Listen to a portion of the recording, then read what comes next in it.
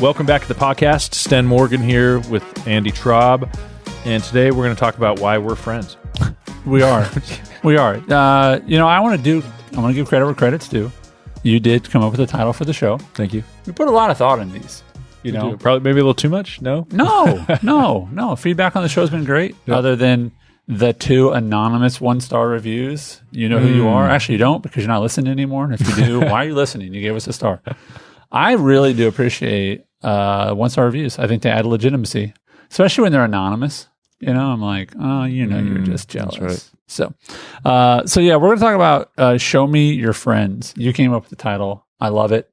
There's been studies on this about there's lots of books that are written about the influence of the people around you.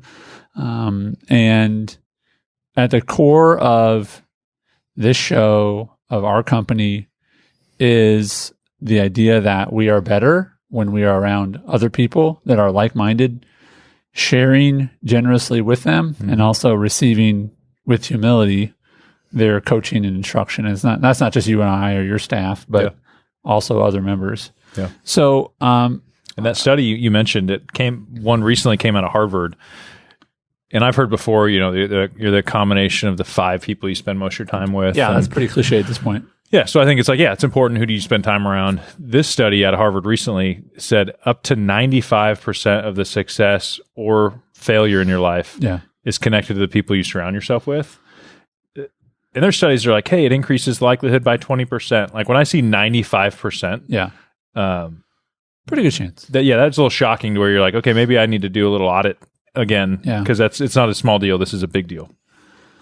I think the challenge of that, and again, I just want to be sensitive that I don't think everyone is dealt the same hand in life. Mm-hmm. I know that to be true. I actually used to be much more of a proponent of like anybody can achieve what if they put their mind to. And then actually I lived in South Dakota for a long time, and there's a population there that just has almost no resources, has no family history of success. And it was really sad and sort of amazing to see just the systemic lack of drive and achievement of even just the most basic level of like even reaching the middle class, right? And I think we transfer that to the reality of what we're talking about today is that, we were talking about this in our show planning, is that there is this amazing thing that happens if we step back and look at habits of production, of why is it in a world, in a country that to some degree doesn't limit how much you make, in a industry that wants you to make as much as you can, because if you're making a lot, then someone else is making a lot too, and so on and so forth, that somehow there's a majority of people make within, what'd you say, 5 or 10% of what they did the year prior? Well, I think I looked up what an average financial advisor makes. If you just imagine somebody looking to go into a new career, that might be something you think about. Like, what's the average salary of a financial advisor? And I think it was, $120,000 or $100,000 or something like that, which is a lot less than most of the advisors I know make. Yeah. And I think there's a lot of reasons for it. I think for me, what's encouraging, especially coming from small town in Oregon, single mom, you do tend to kind of end up hanging out with the people that are in similar situations. Yeah. And for me, I just accepted that's just how it was. Right. I wish I could look back and realize, even into college, like, wait, I actually have control over that to some extent. That doesn't mean I can go knock on Warren Buffett's door and say, hey, will you be one of my 5? But I can be a lot more intentional than I've ever been when I realize how big of a deal it actually is. Yeah. And my point of the earlier comments about South Dakota and things like that was that I think we have to be sensitive to the fact that not everybody is born with this circle of positive influence. Yeah, they just don't. Yeah, they don't get it right away. They have to be intentional about it. Yeah, and I think about this, that you can't go knock on Warren Buffett's door, but you can go to the library if you're a taxpayer and go get a library card for free and read his books. Yeah. Right. So that's an example of, I haven't gone to Omaha lately to visit Warren, but he's written a book or 37. Right. And so the real focus of our conversation today is that if you want to be understood, all you have to really do is look at your friends, and it'll say a lot about who you are. Yep. And also, as a word of encouragement, this is really the foundation of, I think, healthy company environments, certainly healthy offices, healthy churches, And then we also think for us as a company, as a Lead Advisor Network, as a company, that we, as our community is healthy, it's because we're adding the right people to it. Yeah. And having the right expectations of them. So that's really what we're going to talk about today, is the influence of the people around you. And if there is frustration in you about who you are around, that we believe we've created something that will fill that void. There's a lot of advisors when I go speak and coach, or we do group calls or webinars. It's like, what's the next thing? And we've done some great sessions within our community on like, what's your next best business decision? Because it can be daunting to think of like, okay, I see where I want to be, but that feels far away. It feels like a huge task, a huge hill to climb. Right. So there are practical things of like, what's the next thing? What's a specific strategy? What's the sort of special thing I should do next that will help me get to the next level? I think those things are real. People want to understand what's the secret idea that causes clients to knock down your door to work with you. And I wish it was that easy. Yeah. But it's not. But when I think about if I didn't know what I knew and hadn't spent all the time I spent with other advisors learning that, and somebody said, what's one thing that you can control that if you made this change, there would be a massive ripple effect in every area of your life? What's the change you can make that would make the biggest change? Yep. And if I was able to join a group that today I wasn't around those people, and all of a sudden I'm around 10, 20, 30, 40 advisors that are top performers, and all I would have to do is sign up for something, I would do that tomorrow, knowing what I know now. I'll also submit this, that if they're not top performers, they have a desire like you at that moment. Like, you're not a top performer when you sign up for that group, but it's other people saying, hey, let's get there together. That's right. Right. That there's something about, hey, we're going to make it happen together, and we're here to learn from those people and implement as quickly as possible. Yep. I mean, it's the power of like a think tank. Like, let's get 20 people from all different walks of life. Some have PhDs, some have street smart, but just by getting them in a room together, the result is going to be, way better than if it was like, let's individually interview them. Right. Just because of the, the natural grind of like, hey, why do you think that? What did you try this one? I never even thought about that. Yeah. That is powerful. The challenge of that is that where are you going to find a group of people that other people have vetted? And then are you going to have rules when they're at the table? I know that for a fact. I have been on calls, I've been in meetings, not since we've worked together, but we've all been in these places where it's like, oh, great, Bob's going to talk again. Why? Because Bob always talks, right? And Bob's always going to ask the question, and Bob's always going to be the Debbie Downer or whatever it might be. Like, there's just, shout out if your name's Bob, sorry. I'm sure you're a great guy. But in this example, that there's a domination because people aren't controlling the environment. That if you're going to grow, you have to have this measure of you have to have people to run it. Yeah. Right? There has to be some clear rules of engagement conversation, and that everybody is there, I think, to do two things. One is to learn, to be humble enough to say, I'm here to learn, but also to say, hey, if I have an idea to contribute, I'm going to contribute that idea. Yep. Right. And I think that's the biggest difference in the industry. There's free study groups. Every firm I've ever been a part of, and I've coached a lot of larger offices that within those offices have study groups. Yeah. And it's essentially just advisors that look around a room at some event and say, hey, you want to talk? And then maybe quarterly they meet and talk. But it lacks structure. It lacks accountability. Usually, is there really one person in charge? Are they all sharing that duty? So that is better than nothing. But, there's the average path, and that's, hey, I'm just going to idea share periodically as I run into other advisors. Or am I going to say the advisors I surround myself with is a top priority? Yeah. And if so, that is when you start talking about a group like EAN. That's a mastermind. This is so intentional, and it's going to make me uncomfortable that I cannot help but be different by being part of it. So I think that the reality of successful people in, this specific business is that they understand that it's not going to be easy, even if they have the right answers. It's still, it's sort of like knowing the right posture to do weightlifting. It'll help you prevent injury, but it doesn't really make it that much lighter. To some degree, it does. I mean, if you're really truly doing it wrong, you're using muscles in the wrong way. Yeah. But ultimately, it's not like, gosh, I know that's 200 pounds, but it just felt like 10. No, it felt like 200, or for Stan, 450. Right? Thank you. You're like 200. Who's lifting 200? Dumbbells, just dumbbells. Oh, there you go. But it's not going to be easy necessarily, but you at least know you're doing the right things, right? I mean, if it's going to be difficult, at least make it be difficult doing the right things, right? Yeah, I think most people, and I do this in even other parts of my life, I make it harder on myself without knowing I'm doing it, just because I don't know what I don't know. And someday I will, and wish I would have known it sooner. And then there's a lot of parts of my life where I just will never know. Oh, there was a better way. Obviously YouTube's great, and we're a lot more interconnected, the information now. But like my feed, a lot of workout videos pop up, and it's like, oh, actually do this instead of this way. And it's like, I was taught this way 10 years ago, and it's like, that's way better. The quicker, like what can facilitate, and if it's always just your efforts out of curiosity or pure need to go seek information, that's the slow way. But if you are surrounded by people that are thinking the same things and answering the questions, and you can do it 100 times faster, those ideas find you. Yeah. This is the thing that every top advisor I've ever worked with has in common. And they're usually not part of one group, maybe 2 or 3. Yeah. Because as soon as you realize the benefit of this, it was like the live event we had, or every other week when we have an EAN call and somebody's like, that just changed my business. Yeah. How many emails do we get to where we're like, oh, we didn't even think that was that important, but they're like, no, you just changed everything for me. Yeah. That doesn't happen sitting in your office or just being on the wheel you're on within the same group of people all the time. Yeah, I mean, we got a great email from Vicky, one of our members, and was just saying, hey, Stan, I was in a breakout group with you for a call.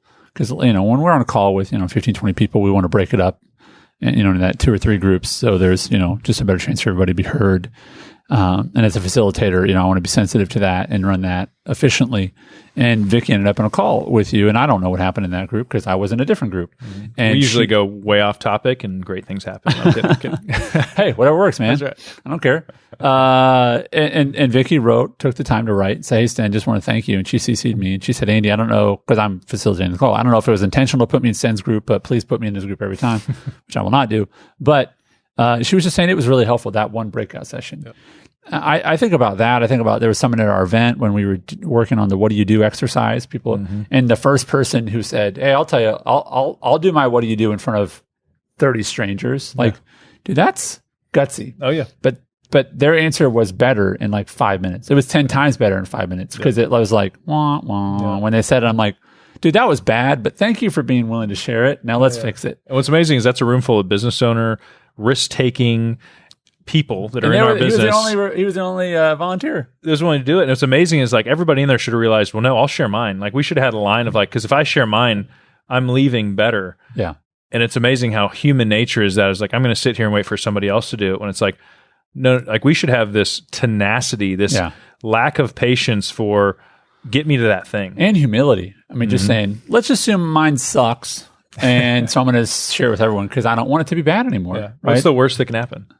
Like you're not going to get booed out of the room. The worst that's going to happen is what happened, which is they were probably humbled by it a little bit. Yep. And it was like, oh, that's not good. Yeah. And then we fixed it. That's the worst case scenario. The best case scenario is you got it right. Live. I workshopped that with them and they left with that. And everybody else is like, oh, that's great. And we helped them too. But like he probably got the most attention of anybody. It wasn't Craig, was it? Because Craig's the one that's on the flight home used as what do you do answer. Paul opened up with this. Yeah. But yeah, so Craig, another guy at the live event, he said, hey, you helped me with my what do you do? And then I used it on the plane and I got an appointment from someone I was sitting next to on the plane.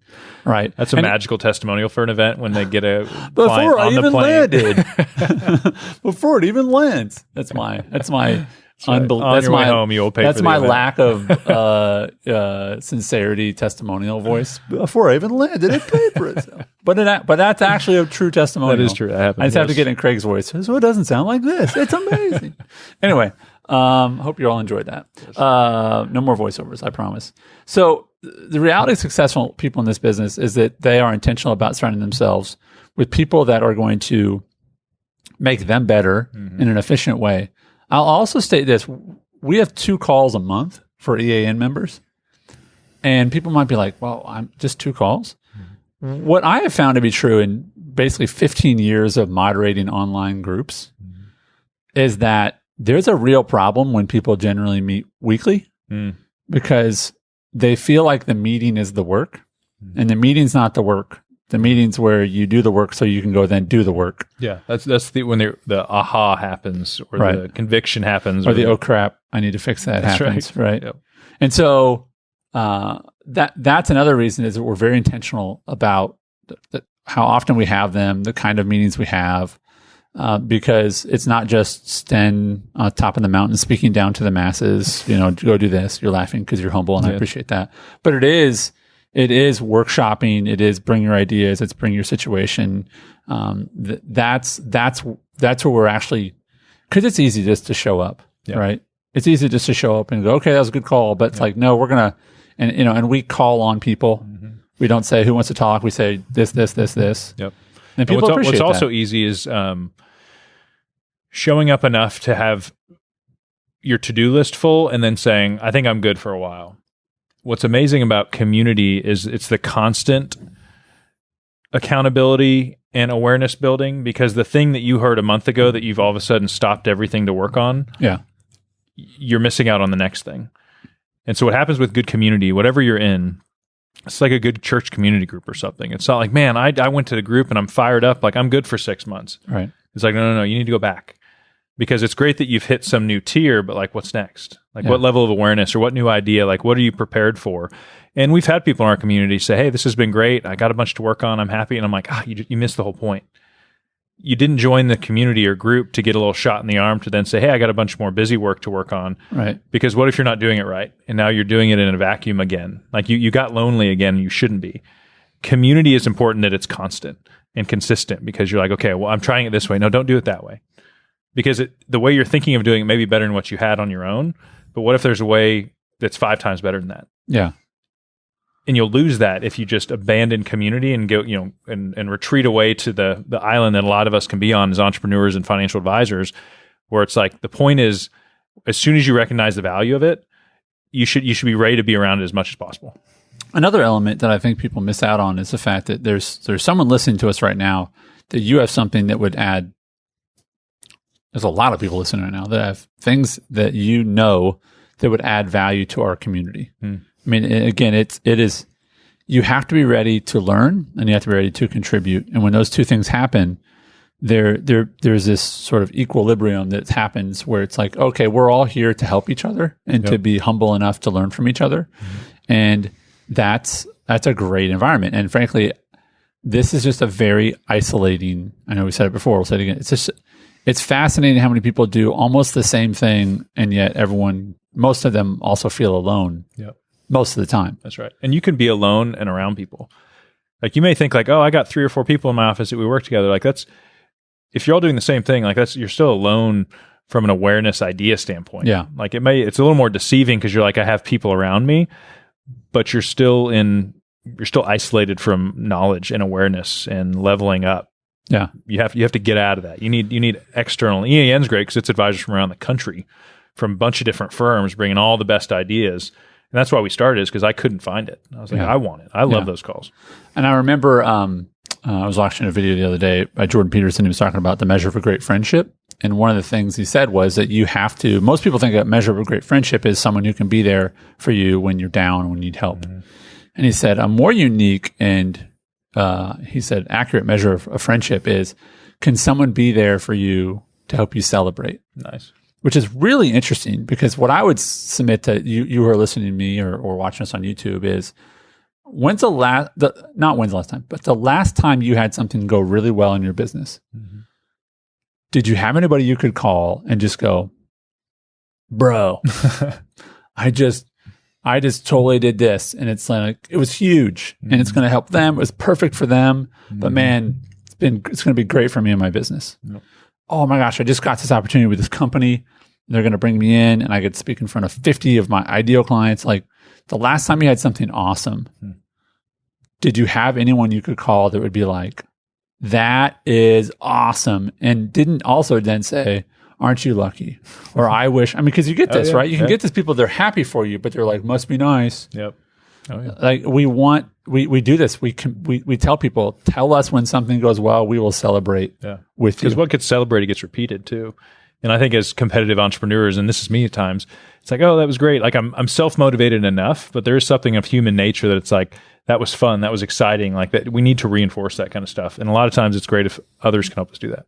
Absolutely. But with the community, I think as you guys think about, my hope is after this episode, you do a quick audit, and maybe it's not even quick. Maybe you sit down, put time aside, and be intentional and say, in the world of financial planning and advising, who are the top 5 people I surround myself with? and you might come up with 1 or 2, and maybe you have 5, and you have to say, okay, but that list shouldn't stay the same after this. Your list should change and evolve. Community is great because it's constantly evolving, and we're growing it and adding it, new dynamics. Like it's just a fun group to be with. But there's direct benefits to a community. Right. One is direct idea sharing. That is the aha moments when we have our event or our calls, and someone's like, I never thought of that. I'm going to implement that now.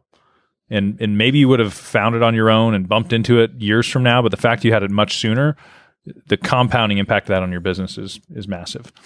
Best practices. Hey, I'm going to do this with my team. Well, why are you doing that? Oh, I don't know. I've had a lot of advisors think about giving equity to their team.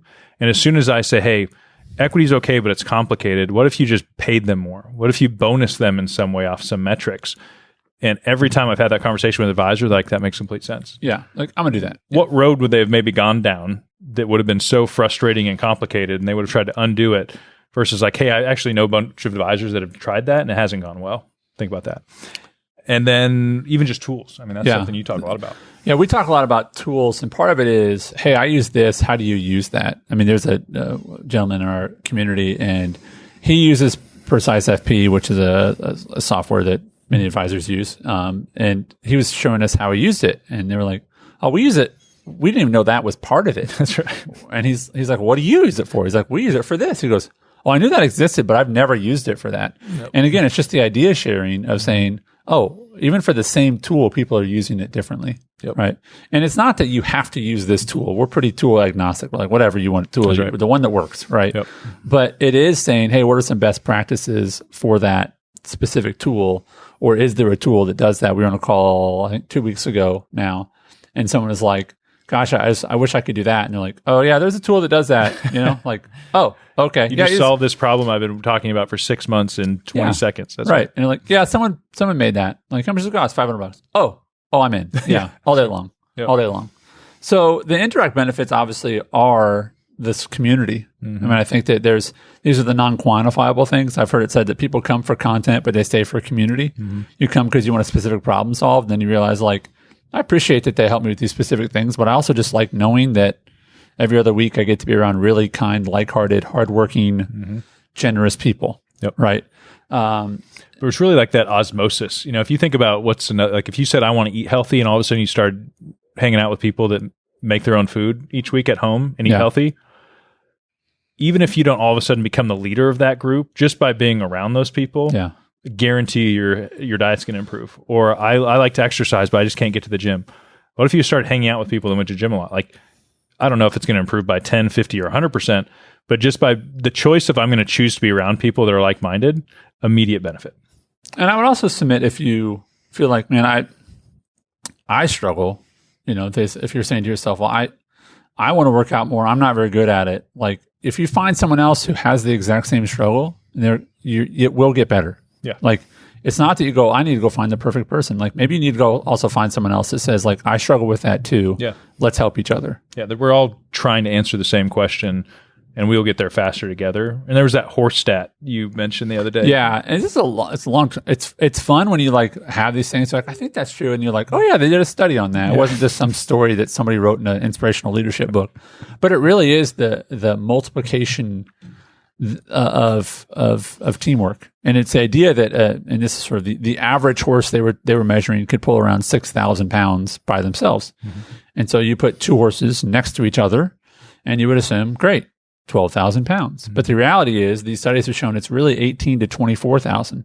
So their input goes up and can often even double in certain situations. And I don't know that they really understand why that happens. Maybe how that happens. It's like the competitiveness. Yeah, I don't know. I don't know. Yeah. But there's some balance maybe to it when you're pulling a load. When there's two, I'm sure there's some mathematical reasons as well. But the reality is two are better than one in so many ways when it comes to business. And I think the greatest challenge is, and this is, I have conversations every week with someone who goes to our website and clicks on I want to talk about membership. And the universal thing is that I just don't know where people are. I don't know where the people are. Yeah. I don't know where they are. I know what my struggles are. I know other people's struggle, but where are they? Yeah. And the people that are, abundant thinkers that, because I was in this camp earlier in my career, I kind of held on to my ideas. I wasn't going to show up to the office someday and say, hey guys, here's everything I'm doing that's giving me great results. Well, and frankly, at your own office, some people would be like, dude, I work next to you all the time. Like, yeah, we're somewhat competitors, yet we're not. Like this, again, like-minded people, it's like there's plenty of clients for all of us. Yeah. And we want you to get as many clients as you want that are ideal. We're going to try to coach you on getting the right ones so you're not frustrated. Yeah. But that we're all excited at everybody's success, that is harder to find. And that's what's interesting to me, as you mentioned that, I have never, ever felt in our groups ever a hint of any competitiveness among members. It's not like, well, do you live within 20 miles of me? It is I think it's the accountability side where somebody calls somebody out. Yeah. And we're like, hey, well, why are you doing that? And that's a healthy community there when the communication is like, hey, you keep saying the same issue and like, have you tried to solve it? Like, hey, here's something you can think about. Right. And so I want to take this opportunity to invite everyone that's listening that if you do not have a community you're a part of, and this isn't, hey, I got a couple people I talk to periodically, like an intentional growth-minded community that's going to shake up what you think you know, that's going to push you to do things better, that's going to expedite your learning curve, then go to EAN's website, click on apply, get on the phone with Andy, come hang out with me. You're like, I'm on those calls and I will challenge you to be better and we will share great ideas. This will be the thing that will change your business. And you'll look back years from now and say, I should have got in a community sooner with better advisors, because being around each other, we all get better. Absolutely. I do want to encourage you, click in the show notes of whatever app you're listening to. You'll find a link there to check out more about the community. If you need to have a call with me, we can certainly have a call about it. But just know that we built this to help advisors become elite advisors. The mission of our company is to help advisors reach their full potential faster. And that's not for nebulous advisors out there. That's for you who are listening. And we are very confident we can help you reach your full potential faster. So thanks for listening today. And Stan, thanks for your time. Thanks, buddy. Hey, friend, thank you so much for taking the time to listen to the show today. Whatever you were doing while you were listening to the show, just thanks for taking the time. We really do appreciate all the great feedback we received, and that people like you are taking what we're talking about and putting it into practice to grow their business, just to have a better life. It's just very gratifying for us, so thank you for that. I want to take a minute to invite you to go to stenmorgan.com/EAN. That's stenmorgan.com/EAN. And there you can find all the details about the Elite Advisor Network community. I want to invite you to check it out. Consider if it's what you need to end your isolation, to get unstuck, to reach your full potential faster. That is our hope, our desire, and the purpose of our company. So again, thanks for taking time to listen today. If you get a minute, do leave us a review on iTunes. We just reached over 50 reviews. So thank you for those of you who have already left one. And for those of you who are about to right now, thank you in advance. We really appreciate you. God bless and keep up the good work.